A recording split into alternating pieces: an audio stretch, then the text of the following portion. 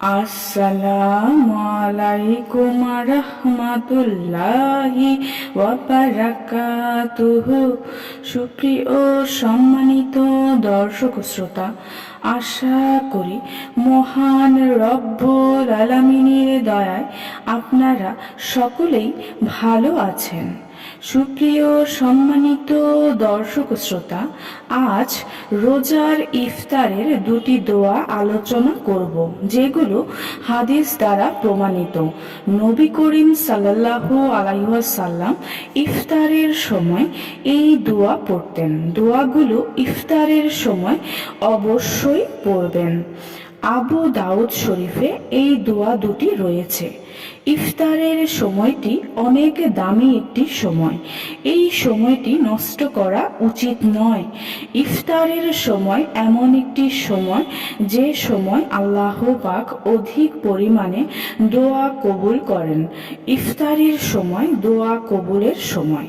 নবী করিম সাল্লাল্লাহু আলাইহি ওয়াসাল্লাম বলেন, ইফতারের পূর্বে রোজাদার যে দোয়া করে আল্লাহ তাআলা সেই দোয়া ফিরিয়ে দেন না, অর্থাৎ আল্লাহ দোয়া কবুল করেন। সুতরাং ইফতারের সময় আমাদের দোয়া করা উচিত। তাই ইফতারের পূর্বে আমাদের সকল ব্যস্ততা ত্যাগ করে ইফতার প্রস্তুতি নিয়ে কমপক্ষে 15 থেকে 20 মিনিট পূর্বে ইফতার সামনে নিয়ে বসে থাকা, ঘরের সকলে মিলে একত্রে দোয়া করা, অথবা একা একা দোয়া করুন, যেহেতু এটি কবুলিয়াতের সময়। সুতরাং এটাকে নষ্ট করা উচিত হবে না। ইফতারের পূর্বে এই দোয়াটি অবশ্যই পড়বেন। প্রথম দোয়া যেটি নবী করিম সাল্লাল্লাহু আলাইহি ওয়াসাল্লাম ইফতারের পূর্বে পড়তেন, দোয়াটি হলো আল্লাহুম্মা লাকা সামতু ওয়া আলা রিজকিকা আফতারতু। অর্থ, হে আল্লাহ, আমি আপনার জন্যই রোজা রেখেছি এবং আপনার রিজিক দ্বারাই ইফতার করছি।